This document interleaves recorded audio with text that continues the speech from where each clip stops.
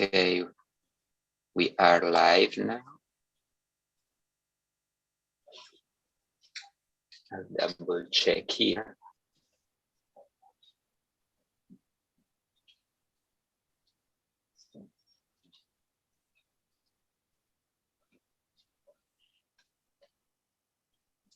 Okay, it seems it's happening. So welcome again. This is Social Dreaming Talks, and this is our last episode of the first series.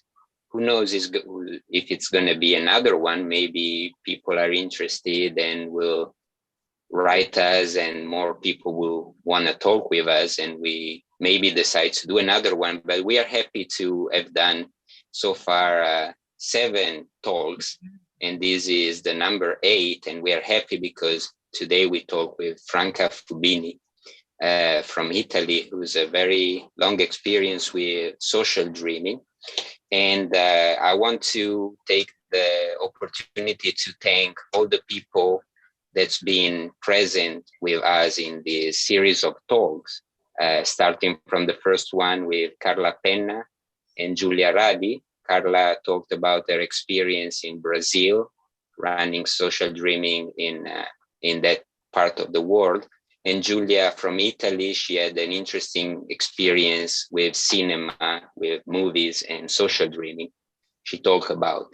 In the episode 2, we had Steve Valk, with whom we talk about the culture and the politics of social dreaming and the radical research that social dreaming can offer. And then we had Anne Morgan and Nandi Mlongo from South Africa, who talk about how sometimes different it is to dream in Africa, and also how was their experience to running social dreaming over there.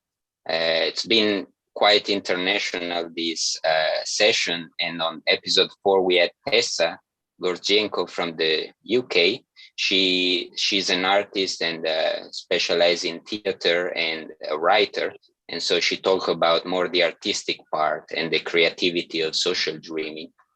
On episode number 5, we had Michael Klien, who's talk about the intersection between social dreaming and social choreography. In particularly there, we had a hint of the relations of power and if power enters in the matrix of social dreaming. This is an interesting point of research and discussion. Then we had Angela Eden, which gave us a little bit of sort of a classical flavor of the social dreaming, bringing some experience from her training with Gordon Lawrence. And then last week, 1 week ago, we had Leslie Brown from California, who talked about how she used social dreaming with students and people in international seminars, and especially during traveling, so in different parts of the world. And today we are gonna have a conversation with Franca Fubini. As usual, we don't know where we're gonna go with the conversation, but that's the beauty of it. And I will leave the introduction to Kalina, who is used to interview our guest, and she will set the pace of this conversation while I take care of the live chat. I invite all the people who are watching to leave comments and questions, because for the last 20 minutes of this live talk, we're going to have a Q&A with Franca. So I will pass the microphone now to Kalina and enjoy your talk. Thank you, Fabio. I was listening to your overview and thinking, what an interesting, diverse and rich field it is. When we set out, I was thinking it's going to be more unified. I mean, people are going to talk more or less about social dreaming. And yes, they did, but such interesting applications, really. I am warm welcome to our viewers, of course, then I'm delighted to introduce Franca Fubini, our guest today. And Franca Fubini lives in Italy. She works as a psychoanalytic psychotherapist, group analyst, and organizational consultant. She is the chair of Social Dreaming International Network and also a scientific director of Il Nodo Group Italy. Franca has worked for many years in the NHS, both in Italy and the UK. NHS stands for National Health Service. She has lectured in Rome, Perugia, and Al-Qila University in the field of psychology and human sciences. Franca is a senior fellow of University College London, UCL. She is also member consultant and director of Italian group relations conferences, as well as being staff of international group relations conferences. Franca has worked with Gordon Lawrence since 1990s, developed social dreaming in Italy with him and Lilia Baglioni, and delivered with them the first social dreaming trainings. She has designed and directed 2 recent editions of the Social Dreaming International Network training. And interestingly, she has contributed to the creation of Blossoming in Europe, a program which has connected for 10 years European countries through the medium of cultural and art events. And the introduction, Franca's introduction more or less relates to the topics that we thought we should talk about, namely training, consultancy, and arts and creativity, and how perhaps there's a link between the 3. I'm sure there's a link, of course. But Franca, shall we start with the training? I was thinking you did a training with Gordon Lawrence, you set up a training, and then some time later you started the second training, so to say. What was the training about, and were there any changes in the 2 editions, so to say? Not 2 editions, but the 2 trainings. Did you change anything? Oh. Well, yes, because time passes by and things have developed. But I mean, if we talk about training, I remember many conversations with Gordon, who wasn't very sure whether to do it or not. It was how can I say, an internal debate of whether to leave social dreaming completely free, as it was, with not much structure, not much hierarchies, but also making sure that people who were hosting knew what they were doing, because there was a lot of people who were advertising social dreaming, and maybe they never met Gordon, or they never actually had an experience of that, because it looks very simple and appealing, and then it would be used not so well.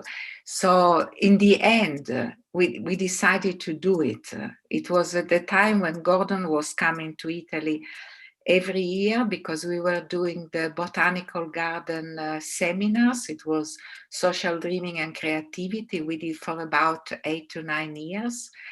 And during that time, in the end, we tried for the first training. Then I think Gordon developed in UK with Angela, who talked about training during her talk. And then I think putting together the 2 experiences, the Italian one started with 3 modules, different, touching on different aspects of social dreaming. And in UK, it was a bit of a shorter version, But it was very interesting to talk about how we were developing that part and living the freedom of social dreaming and not creating exams or tests or anything of the kind, but just being able to pass the skills to run, to host a social dreaming matrix. And so we did in Italy, we did 2 editions of that with Gordon. Then, unfortunately, both Gordon and Lilia died, and it took me quite a time to recover and to be able to pick up social dreaming training. There have been requests, but I actually didn't feel like. And then the combination of working with colleagues like Angela, like David Armstrong, Susan Long, I mean, a whole pool. It wasn't my training, it was a pool of people working together and developing a way of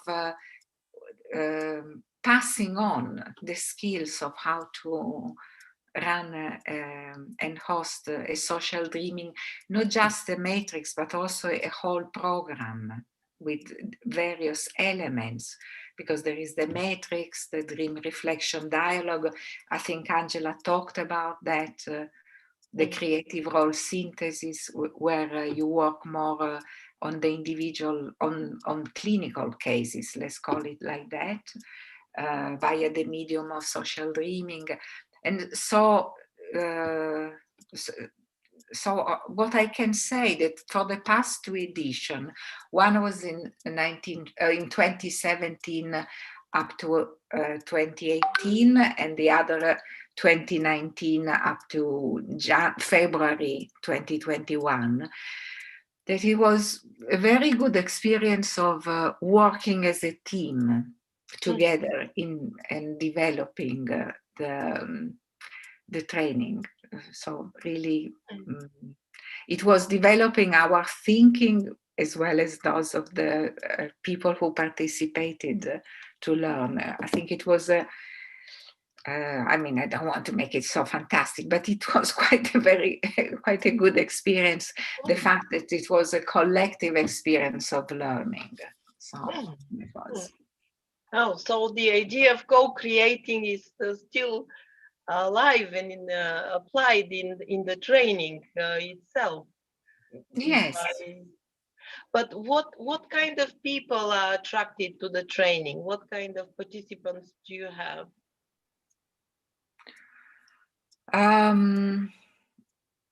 There is a predominance of people coming from the psychological psychotherapy field.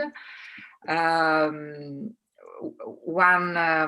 of our, how can I say, host trainers is Mima Gresta, who works teaches at the University of Pescara, and he has developed the field of research, actual university research, and so there have always been students from there or PhD or anyway developing. They come when they have already a research in action, and then they develop their own project, because when you participate to the training, everybody chooses a field to do a project of social dreaming, to set up a matrix, to have a project, to have a number of matrices, and then writing about it. So it's and so, for instance, those in that area is more linked to university and research. Then yes, it is, there have been psychoanalysts, psychotherapists, and then organizational consultants. There has been a dancer who met Gordon through Michael Clean. When she was working in Ireland. There's been I don't know, a variety of people, and also this time psychiatrists. This time has been the latest one was very international. There was half and half, half Italian and half coming from somewhere else in the world, from Finland, the UK, and so on. So you combine, do you combine in the training experiential and theoretical learning, or it's focused mainly on people hosting, developing skills for host and sensitivity for hosting social dreaming? Yeah. Well, it's mainly experiential because people need to feel confident that they can do it. So they need to have a direct experience from while they're doing the training. But there are also, within the training, there are events which are called dialogues, when you are there to be available for thinking, where there is the introduction of theoretical and methodological points related to social dreaming.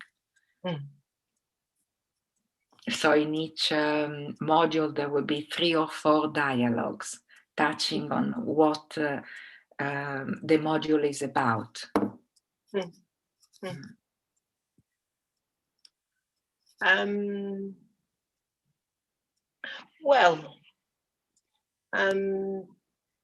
You mentioned in our preliminary conversation that the last training actually surprised you with how creative the participants in the training were at the end, as if participating in the training and in the matrices stimulated creativity as well. Well, I think it is in the nature of social dreaming to tap on creativity, because it's the creativity of thinking, the unexpected new thinking, new thought. And within this particular group, it was very interesting, the fact that we all survived. I think it has also something to do with the group, but also with the particular time of the training, because we bumped into COVID straight after the first module in presence. And I think there was something which had been stimulated by the fact that we survived. It could have been closed, by April, March, April. Lots of events had been cancelled. People couldn't travel. I don't know. We had the option of closing the training and waiting until something else would emerge, like a better health climate. But somehow, I think that there was, we couldn't do that. And then we decided to do a program to bridge between the first module to what we hoped it would be the second in presence, because I don't think we had a clear idea of how long the pandemics will last. So we thought if we do like a bridge program, because otherwise it would be too long, then we can pick up again in presence. And then, as it happens, we never picked up in presence. We went on. And I think that there was definitely something linked to the nature of the people, but also to the experience that we survived. And it was a good learning experience. And so also there were very creative people within the group who brought.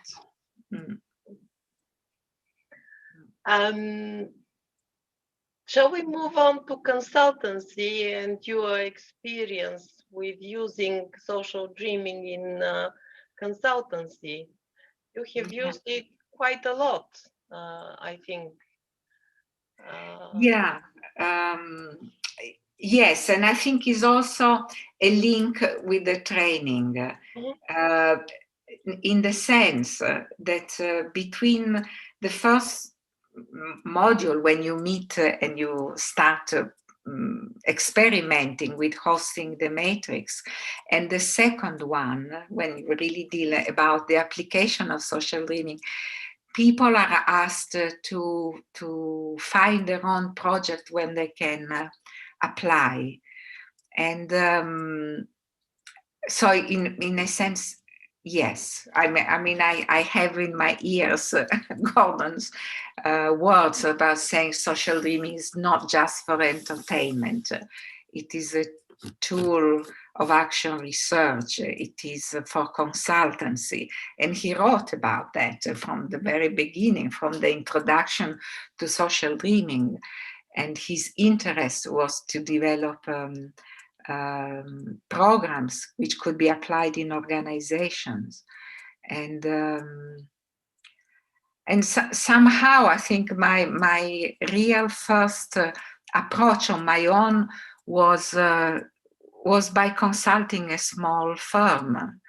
And I thought that there was, I don't know, it seemed to be a right place where to apply social dreaming. It was the first time. It was, I don't know, in... What kind of problems did they have? And why did you think, oh, I can use social dreaming here with... I don't know, it was a sort of intuition. We had... it was a problem. It was a small firm. They were dealing, it was in Italy, they were dealing, young people, they were dealing with European projects and funds. And they had come close to the, that each plan lasts 4 or 5 years, and then there is a year gap before the next European funds come. And they were approaching the first gap, and they probably had not prepared. And so they started to make people redundant.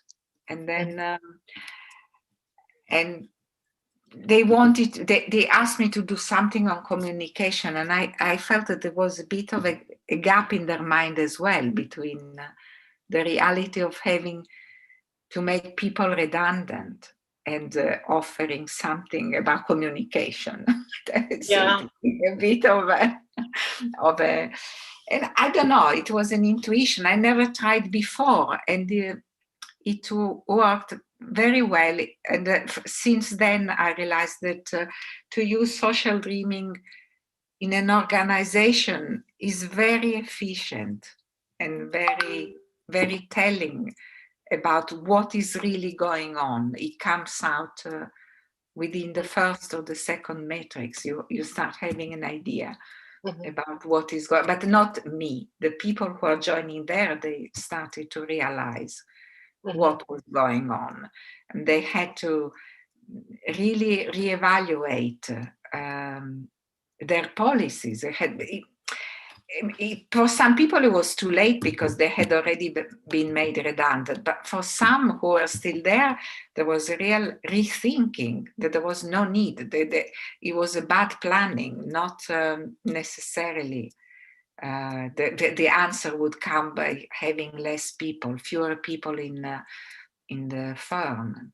So it was very interesting because in the end, I think we did about 4 meetings, and then a 5th one after a couple of months to reevaluate what happened.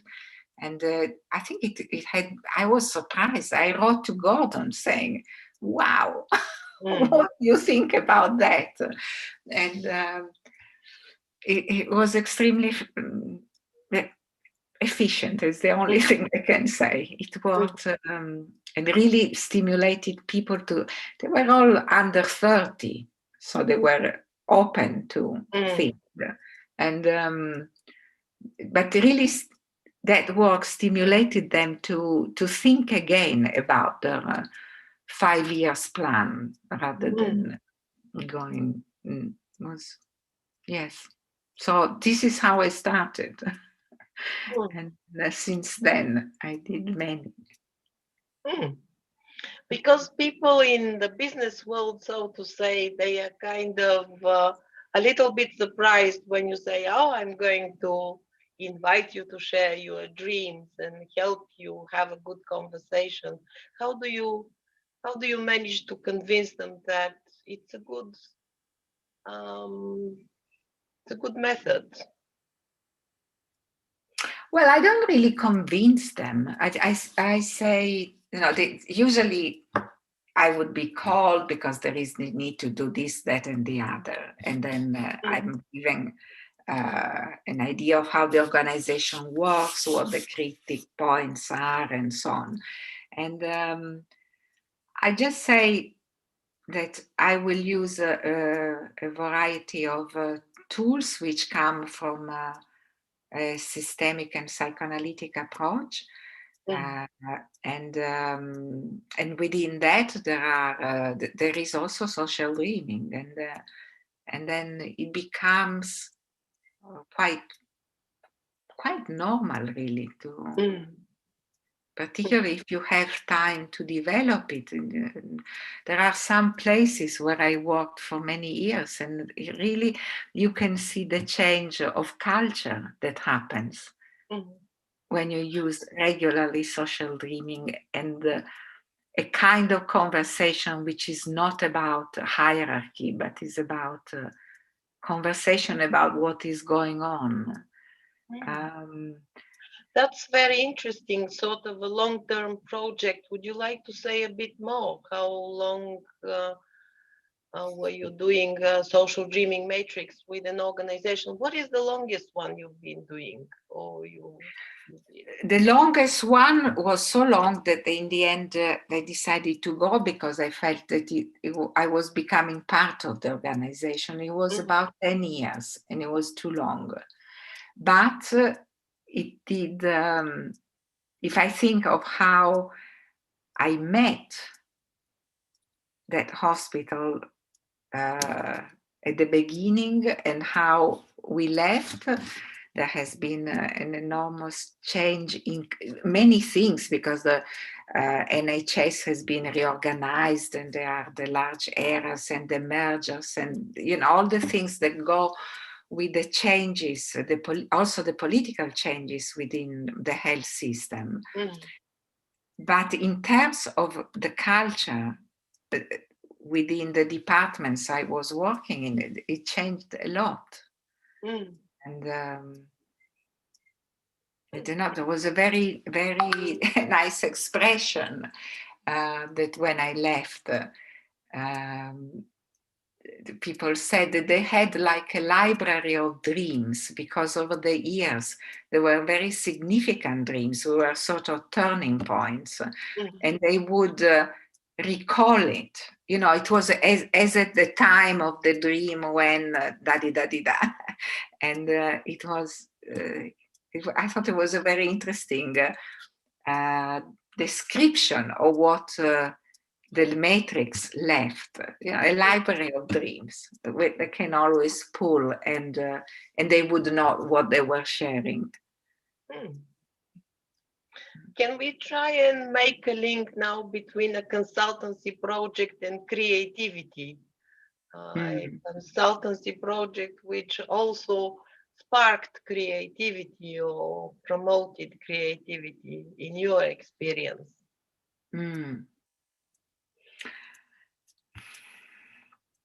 Well, it is, as I was saying, my experience, it is a bit what I was saying before, is that the social dreaming stimulates creativity, because it is about opening to new thinking.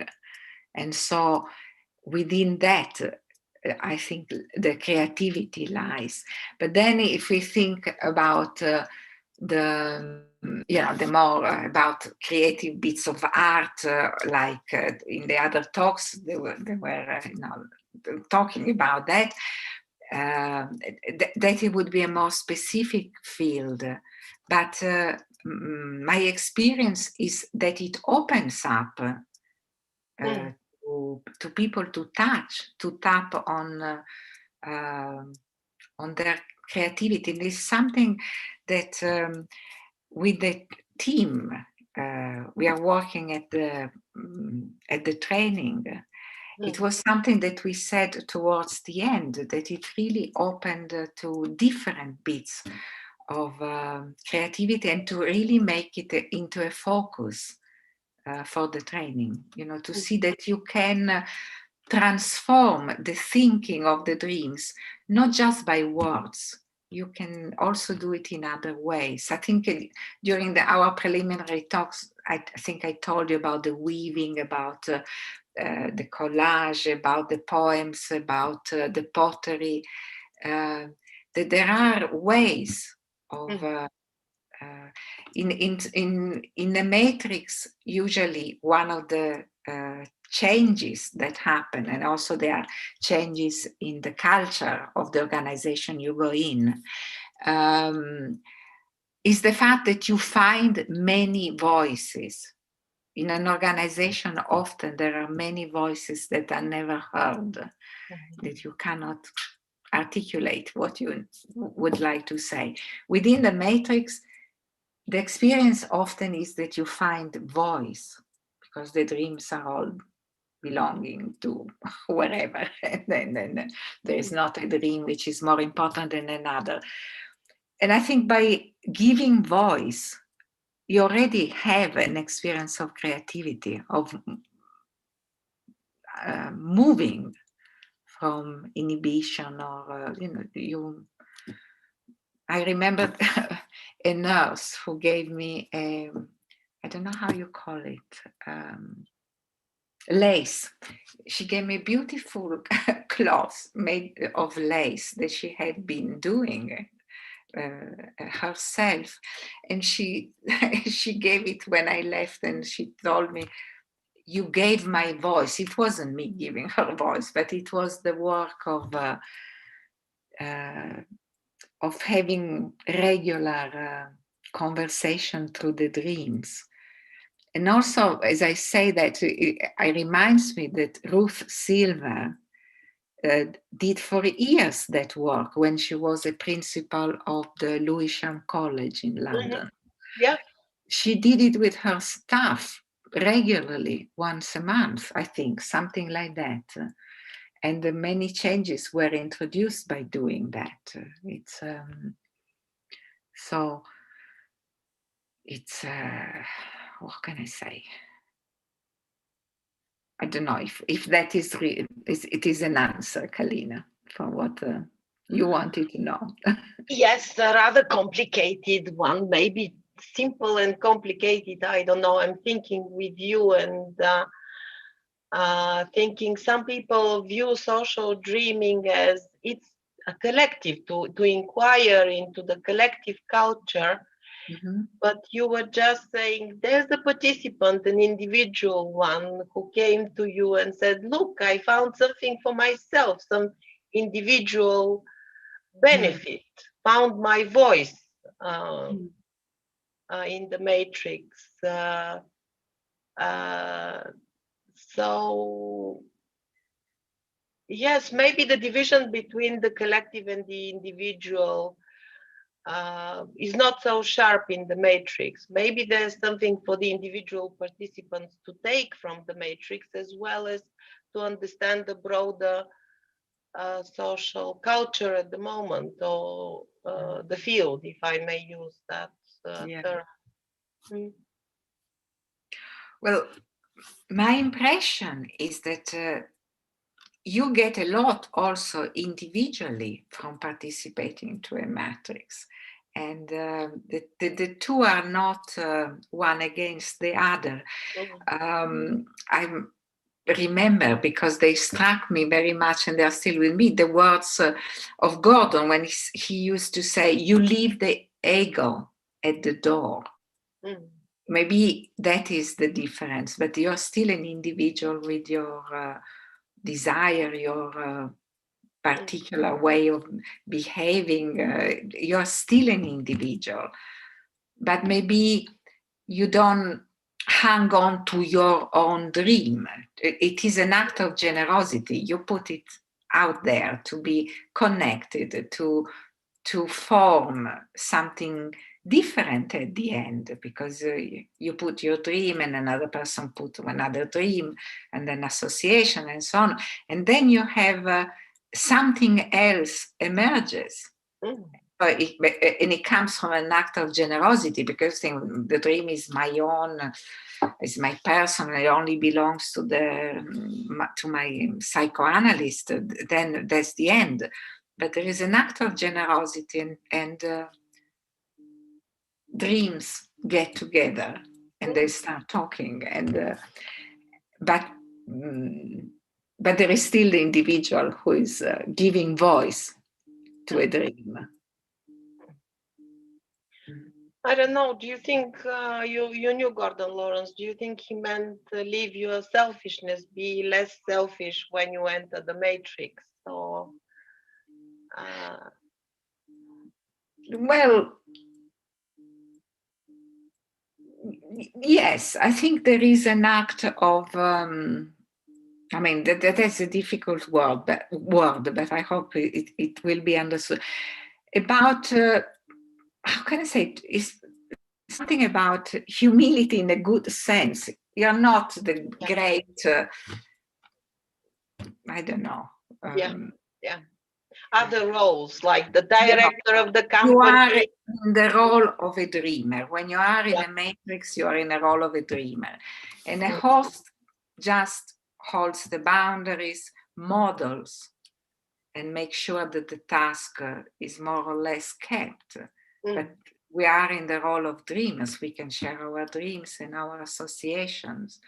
And that is important, because when you start interpreting or going into the personal, you're leaving the task, and as a host you put it back to where it is.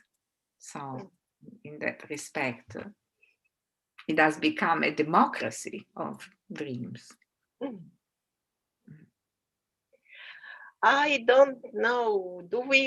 Shall we continue with the arts, the application of social dreaming in the arts, or do we have a lot of comments and questions from the viewers? Because we promised the viewers we will spend the last 20 minutes taking comments and questions.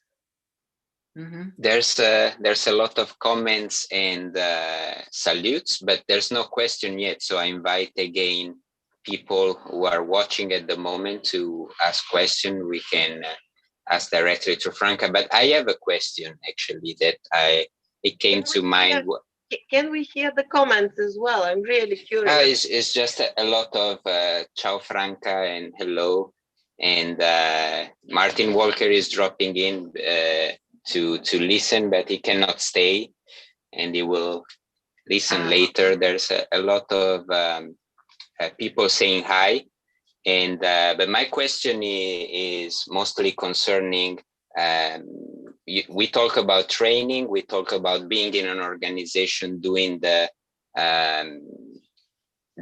consultancy, and I wanted to ask Franca, in her opinion, in her experience, what are the skills that the host needs to have to navigate? We've seen it's a role of extreme complexity. You are in a matrix and not in a group, even if you are in a social gathering, and you have to pay attention to the social, but also the individual is involved. What makes a good host?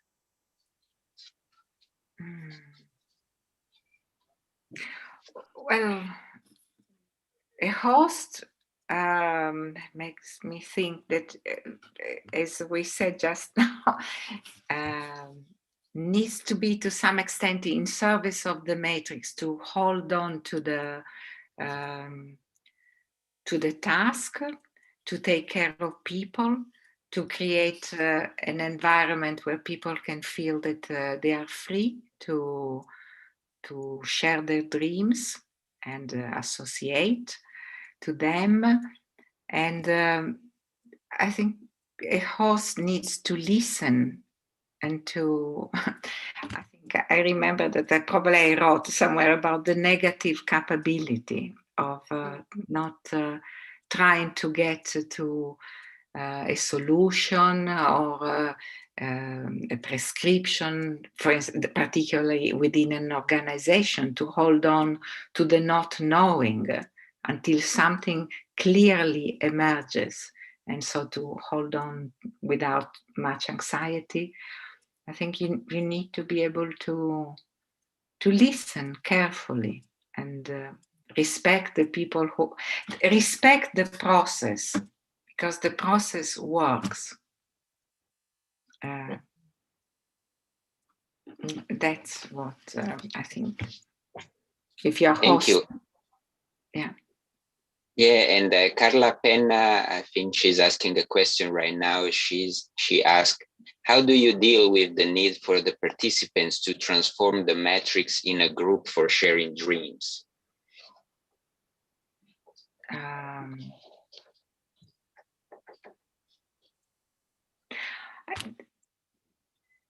If I understood what Carla is saying, it is an experience that I didn't have. I never felt that the matrix and the dreams within the matrix needed to become a group. Sometimes, I mean, I had an experience, now thinking about art, I think it was in 2000 something. Yes. No, it was before. It was before. An artist whom I met at the seminars that Gordon Lawrence was doing in Vieux-San. It was once or twice a year we were meeting and thinking and experimenting together. Wolf Verdiger, who is an architect and also an artist, invited Lilia and myself to Venice because he was having the vernissage of an exhibition which was called Jews and Non-Jews in the Vienna before the war. And so he invited various people who arrived. It was at the Goethe Institute. And asked Lilia and myself to do it. And he had already done an experience like that in Israel with Palestinians and Israelis, with Hani Biran. And so we did that. And instead of the nice constructive dialogues that they had in Israel and in Palestine through the dreams, it was impossible to dream. I don't think I ever had another experience like that. The first dream was about being in a shack, in a hut, very wobbly, very sort of poor environment, under a mountain of rubbish. And the dreamer, every time she entered in and out of the hut, she was very careful that the rubbish would not fall onto her head. And then during the dream, she opened the door and everything fell on her head. And after that, it was impossible to dream. The combination of the people who were there, some Germans from Austria, there were quite a few Italian elderly women, survivor of the camps. It was impossible. It was impossible to carry on dreaming. My experience was of when a psychotic episode happens and you cannot dream. You know, in psychosis, no dreams. And it seemed to be impossible, and what became was something more closer to a group dealing with the trauma than a matrix, because dreams could not be shared. And after that, no more dreams. No more language. Nobody was using neither German nor Italian. we suddenly found ourselves speaking in English, which was not the first language of anybody. Like we needed to have a neutral, so to speak, language between the Italians and the German. So it was, but that probably was the only time when I felt it went into a group and stayed there. For the 2 days we had groups and not matrices. Mm-hmm. Otherwise there are bits of groups dynamic coming in, but then it goes back to be a matrix. We have another question here from Maria Kamatovic, and she says, hello, Franca. Could you remember some situation in organization when it was difficult to introduce social dreaming or where there were some initial struggles?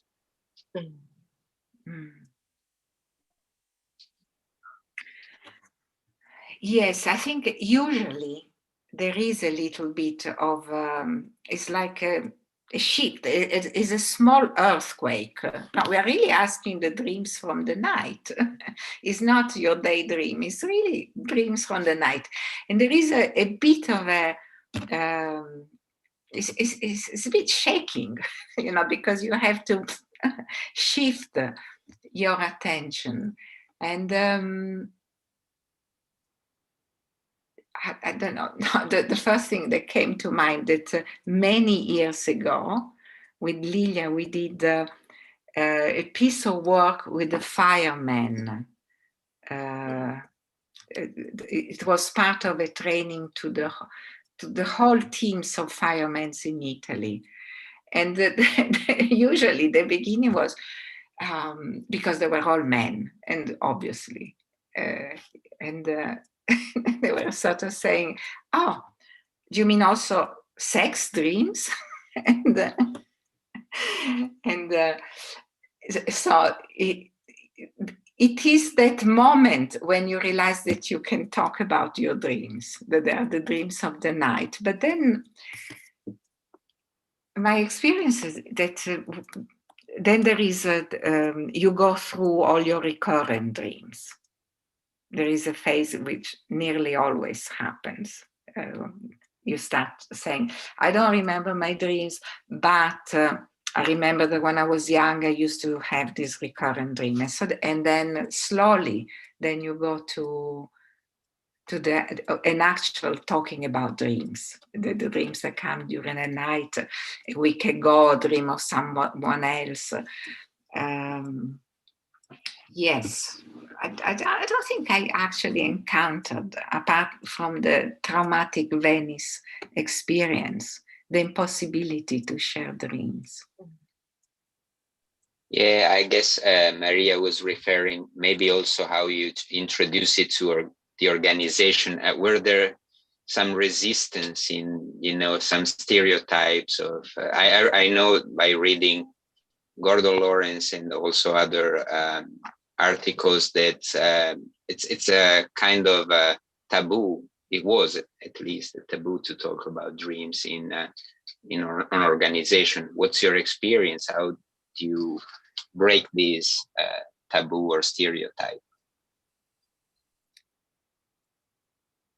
Well, I explain why we are doing that, and there is usually, if I do some work in an organization, I send a program. I give a program before I start, and so you see that there is something which is called social dreaming, something which is a group, something that is, for instance, in hospital, a clinical case supervision. So there is you're not there just doing one thing, but so you see that there is a program, and then there is a rationale for doing social dreaming. And I say it is very efficient because you find out what the organization is struggling with, and just try and believe it because it will happen. And so yeah, I don't really have an bad experience of people refusing to work on the matrix. Yeah, there's a question from Elio Vera. He asked, he says, among other trainings in London and in Latina, he was at the Viusan training. I hope I'm saying it right. Maybe you know better than I, for sure. Franca at the start said that the methodology of social dreaming evolved. Which was the development from 2010 until now? What do you think has changed so far in social dreaming in the last 10 years? My experience is that it has developed, that if I think in one of Gordon's book, there is about his memories when he was growing up in Scotland. There was a very moving dream about a dead baby and not knowing whether it was actually dead and buried or, anyway, it was a dream. And he used to think that not knowing whether the child was alive or dead, he associated that to, will social dreaming be alive or not? Will it find its way? And if we think of how it has spread and in how many contexts and in how many environments, in how many countries, it's pretty extraordinary. No? And that is part of a development, growing development. I'm thinking of Carl and Maria, who, about the reflective citizenship. It's is a part of that process. And there are many other, not that I need to list them, but it did not, you used not to be part of a group relation conference for whatever historical reason and personal reason, but nowadays is very well used within a group relation conference. It's usually a very important tool of understanding what goes on into the large system, as much as a large group does. So I think all that are, in my view, is part of a development of social dreaming. I quite agree with you here. I'm glad you are saying that it's alive and growing, but maybe Edu is referring to the tension between tradition and innovation. Perhaps a necessary link. There must be a necessary link between the tradition and the methodologies and things which are important, really, which should be kept in mind when social dreaming evolves. But yes, it's going to grow, and it's growing, whether we admit it, whether we agree, admit it or not, it's growing. And quite a number of very interesting applications. Yes, and I agree with you. It has become part of the group relations tradition and methodology, because it's good, because it's useful, because it can illuminate things which other methods can't probably, or it can illuminate better. Anyway, you got me here, really. It's alive, yes. It is alive. I don't know, I feel that also is, some historical process of developing, like when Gordon left the Tavistock, there was a lot of tension and he was not very happy about it and so on. And it's very good because now we are working within the Tavistock, and it is, it's a process of maybe what you don't see in one generation, you see in the next, if you stay with the development of lives, unexpected turnings. So I think Gordon died, I don't know, what was it? 2013. It's amazing what has developed that maybe he wouldn't even recognize.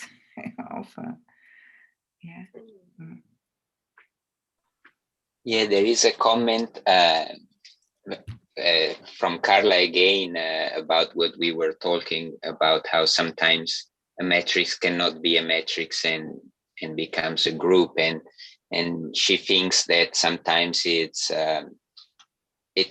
some traumatic experience as the experience that you were discussing, and she had example of that in her experience during the pandemic. She said the level of pain is present in the dreams, and people need to connect more as a group and less as a matrix, kind of a social need it becomes. I remember Steve Bach talk about social grooming. Somehow you sometimes you're too distressed and you are in a triage situation, and social dreaming sometimes function like this or not function.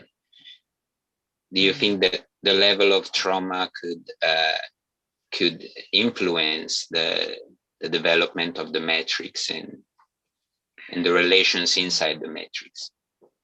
Well, I'm just coming back from having worked for the first time in 15 months in presence with a hospital group.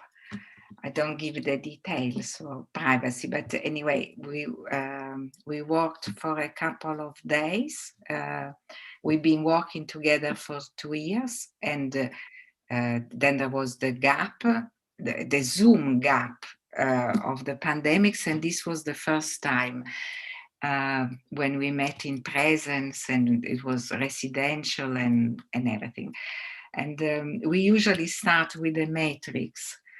And this time my experience was, it was very difficult to keep boundaries, very difficult. Like you come to the end and say, now is the time is close, boom, there will be something else pouring in. And the experience I had, or probably we all had, was that it was the trauma of COVID, as Carla is saying. It was really, and I think it needed to be heard and listened to, particularly from people who work in hospital and all what they have been going through, the dilemmas, the difficult choices, what they've seen, the change of organization. I think the matrix can contain that. You just allow it to happen. You don't start. I don't know. That's not my experience. I wouldn't feel I'm moving to a group. I think it's a matrix dealing with trauma, and then you let it come out. I think it was needed. There were dreams, and then slowly those experiences came out. The difficulties of the last 15 months came out. Yeah, I think we all experienced that in different settings, and social dreaming, I think, proved to be very resilient in this sense, because it worked well online, it worked well in difficult situation. And maybe, as Angela Eden says here in the comments, that with a strong foundation, anything can grow. So your surprise about growing maybe comes from that. Yeah, I agree with Angela. Yeah. Okay, I think we reached the end of this talk, at least the time boundaries that we were talking about. And everybody, I want to say thank you, first of all, to Franca to be here with us, and Kalina as well, and to all the people that left a message or a question. And Gaia del Negro says thank you, Franca, directly to you. And so it was a very interesting experience, and kind of the end of the series. It feels a little bit different, and I don't know if Kalina wants to say something about this, and or Franca, Franca wants to say something. Well, I want to thank you and to thank I managed to listen via YouTube because I couldn't be participating to all, but I really want to thank you for inviting me and for putting up this program. Really, thank you, and thank you to the people who are here and asked. Thank you. Thank you. I'm also feeling grateful, quiet, ordinarily grateful to Franca and to all participants, to the viewers as well. It was in the spirit of co-creating. You contributed and asked your questions, and yes, it's what a good ending of what Angela also said. When the foundation is good, anything can grow. Thank you very much, all of you, and thank you, Franca and Fabio. I really enjoyed working with you. Yeah. Likewise, Kalina, and I want to say to everybody that are still present and listening that, feel free to share this video, like it, put comments. We can be in touch through YouTube, through social media, through my website. We can keep the conversation alive, even if we're gonna go to vacation for a little while, and later on we will see, maybe there's gonna be some result from this research. We wanted to document some of the trends that are happening in social dreaming and some of the questions that people who do social dreaming have. I definitely learned a lot myself from this experience, and I want to say one arrivederci to everybody, because I hope there's going to be a continuation to that. And thank you again, Franca, and have a good day. Thank you.